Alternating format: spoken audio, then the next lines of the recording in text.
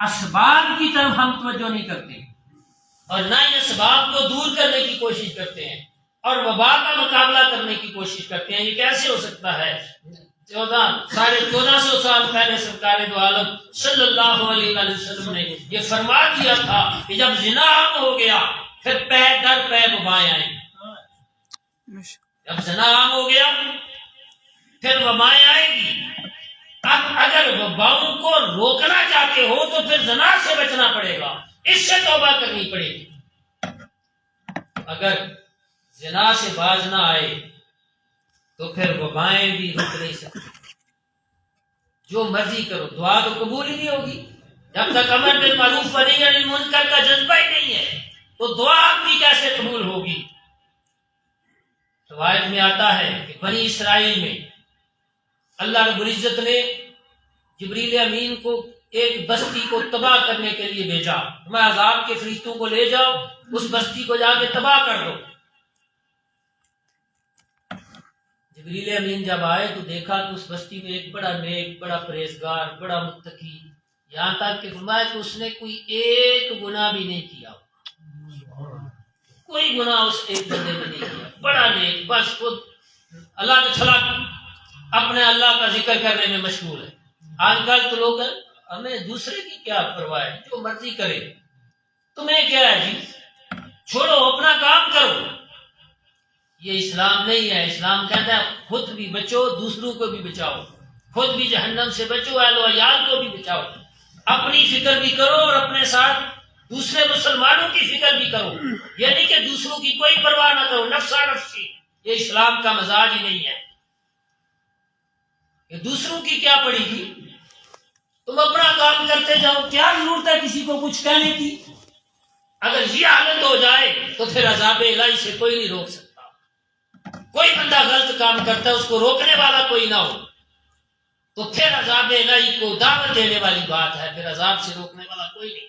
میں عذاب جبریل اللہ کی بارگاہ میں گئی، یا اللہ جس بستی کو تو نے تباہ کرنے کا حکم دیا وہاں تیرا ایک ایسا بندہ ہے جس کے نامہ اعمال میں کوئی گناہ نہیں، ایک بھی گناہ نہیں. تو یا اللہ ہم بستی کو الٹ دیں. اللہ نے فرمایا کہ ہاں اس بندے سمیت ان کو غرق کر دو. یا اللہ اس نے تو کوئی گناہ نہیں کیا، میں تو خود تو عمل کرتا رہا، دوسروں کو اس نے برائی سے منع نہیں کیا، دوسروں کو اس نے منع نہیں کیا، دوسروں کو اس نے نہیں روکا، اس لیے اسے بھی اس کے ساتھ ہی غرق کر دو، ہلاک کر دو. آپ اندازہ فرمائیں کہ خود صرف اپنے عمل کرنے والا بندہ اگر امر بالمعروف و نہی عن المنکر نہیں کرتا، دوسروں کو برائی سے نہیں روکتا، تو وہ بھی اللہ کے عذاب سے بچ نہیں سکتا. ہم سب دعویٰ کرتے ہیں کہ رازق اللہ ہے، لیکن یہ اللہ کے رازق ہونے کا جو یقین ہے، یہ ایمان ہے، یہ کبھی بندے کو حرام کے لقمے کی طرف نہیں جانے دیتا. اگر اللہ کے رازق ہونے کا دعویٰ بھی کرتا ہے، ایمان کا دعویٰ کرتا ہے کہ میں اللہ کو رازق مانتا ہوں، پھر حرام کی طرف جب جاتا ہے تو اس کا عمل اس بات کی تردید کر رہا ہے، اس کے دعوے کی تردید کر رہا ہے اس کا عمل. اگر اللہ کے رازق ہونے پر ایمان ہو تو کبھی جھوٹ بول کر سودا نہیں بیچا جاتا. جو جھوٹ بول کر سودا بیچتا ہے دکاندار، اسے اللہ کے رازق ہونے پر ایمان نہیں ہے. جھوٹ سے سودا تو دکھ جاتا ہے، برکت ختم ہو جاتی ہے. تو جب برکت ختم ہو جاتی ہے تو پھر پیسہ آتا تو نظر آتا ہے، جانے کا پتہ نہیں چلتا کہ کدھر کدھر خرچ ہو رہا ہے. ہزار ایسے مسائل اور پریشانیاں لاحق ہو جاتی ہیں جن سے بندے کا پیسہ ضائع ہو جاتا ہے، اسے خبر نہیں ہوتی اور وہ سوچتا نہیں کہ میں نے حرام کا مال کمایا تھا اس لیے میرا یہ سارا مال ضائع ہوا. صرف مال ضائع نہیں ہوتا، سکون قلب بھی ضائع ہو جاتا ہے، صحت بھی خراب ہوتی ہے، بندے کو کبھی سکون نہیں ملتا. اگر سکون قلب کی ضرورت ہے تو اس کے لیے رزق حلال شرط ہے، اس کے لیے امر بالمعروف اور نہی عن المنکر کا جذبے کا ہونا ضروری ہے. یہ جو روکنا ہے نا آرٹ سے، یہ تو اسلامی ریاست کے سربراہ کا کام ہے، ریاست کا کام ہے. زبان سے روکنا یہ علماء کا کام ہے.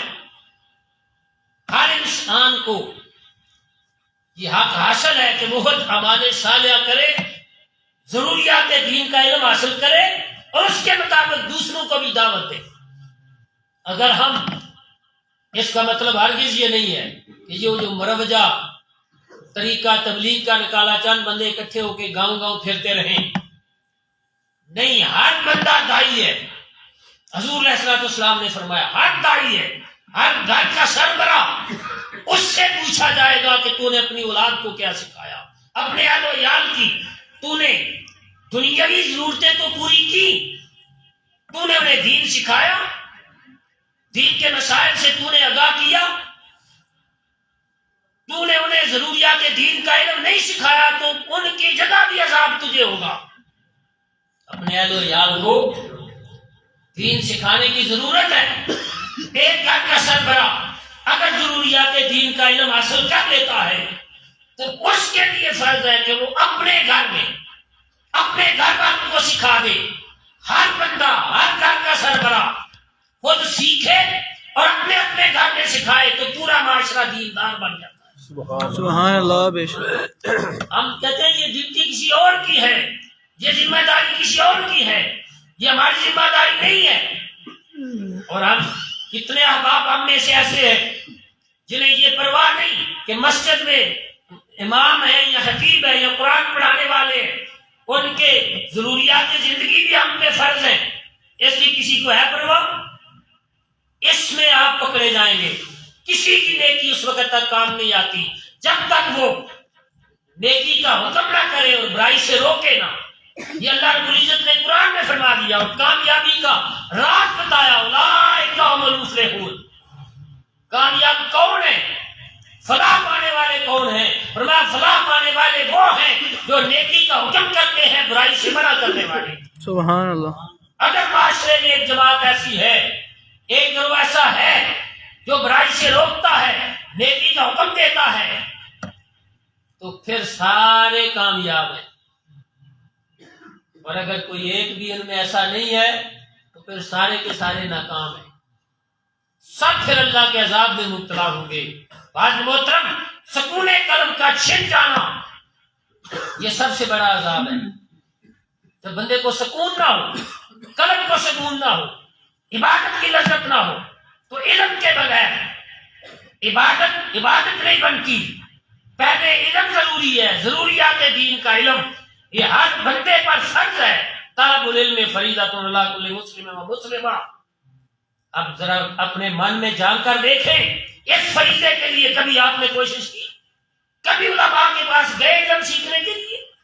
کبھی آپ نے سوچا کہ یہ ضروریات دین کا علم ہم پہ فرض ہے، ہم نے سیکھنا ہے اور یہ عذر قیامت کے دن کبھی کام نہیں آئے گا یا اللہ ہمیں پتہ نہیں تھا؟ یہ دوہرا جرم ہوگا.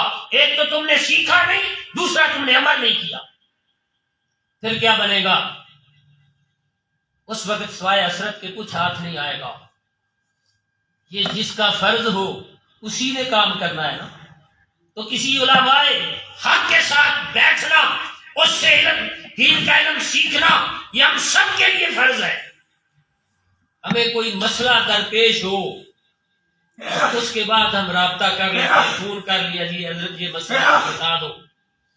ہمیں یہ نہیں پتا کہ یہ ہمارا فریضہ ہے. ہمارے جو ضروریات کے مسائل ہمیں زندگی میں پیش آنے والے ہیں ان کے بارے میں ہمیں پہلے سے معلومات ہونی چاہیے تاکہ ہم کئی طرح کی برائیوں سے، گناہوں سے بچ سکیں. اور جو بھی شعبہ کوئی بندہ اپناتا ہے، کاروبار کرتا ہے، اس کے لیے اس کا علم حاصل کرنا پہلے فرض ہے کہ میں نے سودا کس طرح بیچنا ہے، خرید و فروخت کا طریقہ کار کیا ہے، میں نے فلاں ڈیوٹی کرنی ہے، اس میں مجھ پر فرائض اللہ کی طرف سے عائد کردہ فرائض کون سے ہیں.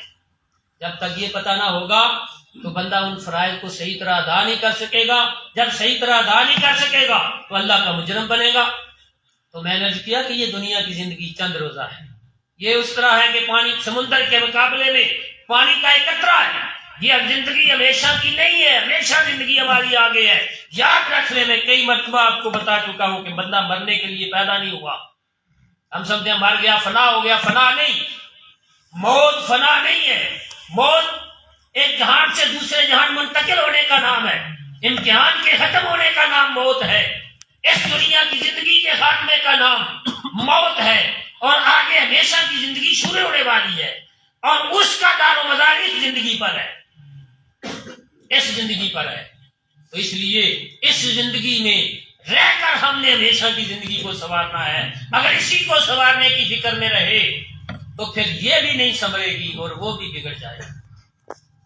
اگر اس کو سنوارنے کی فکر میں دن رات جس طرح ہم دوڑ رہے ہیں، اگر اسی کے پیچھے پڑے رہے اور اسی طرح شب و روز گزرتے رہے تو ہمیشہ کی زندگی تباہ و برباد ہو جائے گی، پھر حسرت ہوگی، پھر بندہ کہے گا یا اللہ کاش مجھے دنیا میں بھیج، دوبارہ بھیجا، میں گناہ نہیں کروں گا۔ اللہ فرمائے گا نہیں، میں نے سب کچھ بتا دیا تھا، میں نے پورا قرآن نازل کیا، میں نے اپنے محبوب صلی اللہ علیہ وسلم کا پورا خزانہ تمہارے سامنے رکھا ہے، اس کے باوجود تم نے عمل نہیں کیا، اب دوبارہ تمہیں دنیا میں نہیں بھیجا جائے گا۔